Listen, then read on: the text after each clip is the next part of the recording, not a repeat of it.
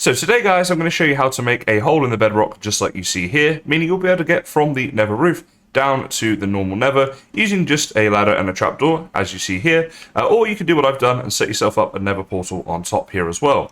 Now just to say guys, this was all done on the Tortuga server. Tortuga is a server like HERMITCRAFT that I play on regularly, as do a lot of other people. If you guys are interested in joining that server, there will be a link down in the description, but let's jump into today's tutorial. So let's start by looking at the materials that you need to make this happen, and they are all listed in here. The top two rows are the minimum that you're going to need to bring with you. This stuff right here are optional extras. So the minecart with TNT, you need two to make this happen. However, on about a 1 in 20 chance, you might need a couple more minecart with TNT. So I recommend that you take some spare ones with you, or do what I do and take with you some obsidian and some flint and steel to make another portal up on the nether roof, and then you'll be able to get back to the overworld, back to your base, and get more materials if you need more stuff, if you forget something or it doesn't work for you first time.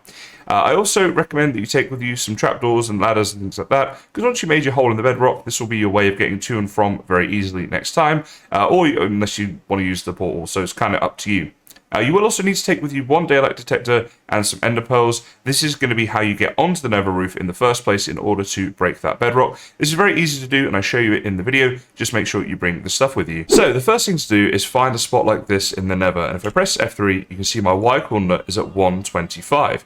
Now what I know by that is that this block right here that I'm looking at is going to be, if I was to break that, that is access to the nether roof, because if you stood at Y125, I look at this and just know that that is the height for the nether roof. So at this point what you can do is place down your daylight sensor here like this and look this way and ender pearl whilst holding jump to get to the nether roof. However, what's important is we need to mark this block right here from the nether roof side. The reason being is this is the block that we want to break bedrock on, because once we break that bit of bedrock right there, we'll then just be able to use ladders and trapdoors and stuff to get from the nether to the nether roof, so it'll give us that ease of access each time. So what we can do if we press F3 is just have a look at our coordinates right now. So basically we're at -285 and 387. Now if I head in this direction, you see what's changing the most there is my X coordinate. Now if you get lucky, you might not be hemmed in with bedrock like I am, but essentially what you can do if you are hemmed in and you want to be sure on this is just go underneath the block. So basically there's the sensor, it's me this block right here. So if I stand there, that's where it's going to be. So basically we're looking at here 388 and -285, right? That's the block that we're going to want to break when we get to the bedrock. So I'll show you that in a second.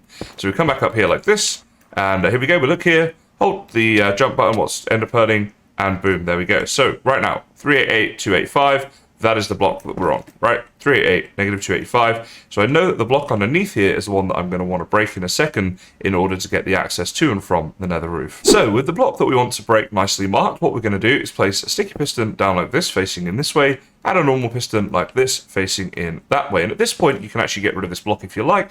It doesn't need to be there, and this is now marked. So then you're going to go from the normal piston here, 1, 2, 3, 4, and 5 obsidian like that, and 1, 2, 3, 4, and 5 obsidian like that.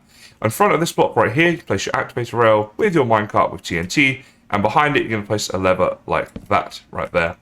Now what you want to do is get your redstone repeaters and go 1, 2, 3, 4, 5, place a redstone dust here, and 1, 2, 3, 4, and 5 just like that.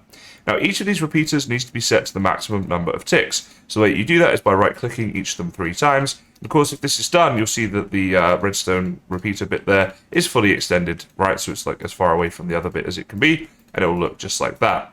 Final step right here is to go ahead and place down a block there just like that.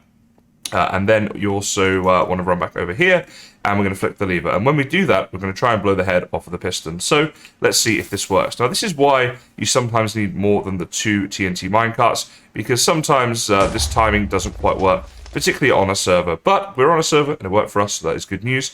And at this stage, what you need to do is go and place a redstone block on top of this, just like this. And the reason we do this is what we're going to do now is just unpower this right here. So this will slowly unpower itself.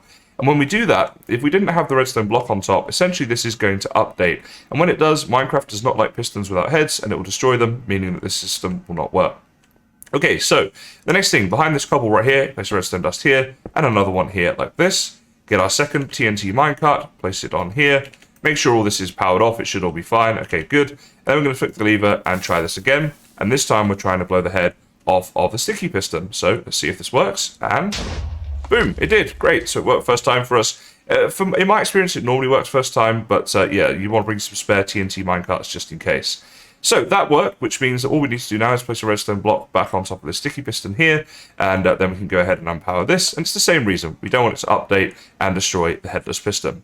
So with that now done, what I'm going to do, once all this has turned itself off, is go ahead and get rid of the obsidian and the repeaters and stuff here to give ourselves some space for the next stage. So for the next step, what you want to do, get rid of the cobblestone right here like this, and place down a redstone dust in its place just like that. Then we're going to go and jump up here and place a piston, and this will extend up like this. Then go and place 1, 2, 3, and 4 temporary blocks just like this, and then get rid of these 3 here. We're going to place a piston there like that. We want a second one facing down just like that, so it'll look something like this. Then you can use a redstone block, place it on this piston here to extend, and at this point we can get rid of this one here, this one here, this one here. Very good, like that. So you should now have something that looks a little bit like this. So now go ahead and place a cobble here like this, followed by 1, 2, and 3 slime blocks just like that, and a sticky piston here like this, facing in just like this. So you have a little 1 gap there between the slime blocks. Then go ahead and place 1, 2, 3, and 4 cobble just like that. So at this point, you should now have something that looks like this. Now, this next bit is very important because you need to get the placement of the comparators and the repeaters just right. And the way that we do that is as follows. You go comparator, then a repeater, a comparator, and then a repeater. Then for the second row, repeater, repeater, comparator, comparator, just like that. They all need to be just left alone. You don't need to right-click any of them. You just place them down in that order. Then you're going to go and place 1, 2, 3, 4 redstone dust behind it, and a lever just here. So this is how this should look, and it's very important that you get this right in order for the system to work. So now is the sort of moment of truth where all of this comes together, and what you're going to do is flick the lever, and not really very much happens at that point, which is fine. But then we get rid of this redstone block here, and this redstone block right here, and we unpower this. And if it's done correctly, this is the point where we get our hole in the bedrock. So there we go. That graphic there looked good to me, which means when I break this, we should see a hole in the bedrock. There is our daylight sensor. So at this point, you can go and get yourself some ladders or some trapdoors or something like that, and that is how you are going to get yourself to and from the nether from here on out. So if you guys want to join the server like HERMITCRAFT, click on the link down in the description. Come play with myself and some other content creators, as well as a load of people who just play on there for fun. Links in the description to my Discord as well if you want to check that out and ask questions about the server. Hope to see some of you on Tortuga.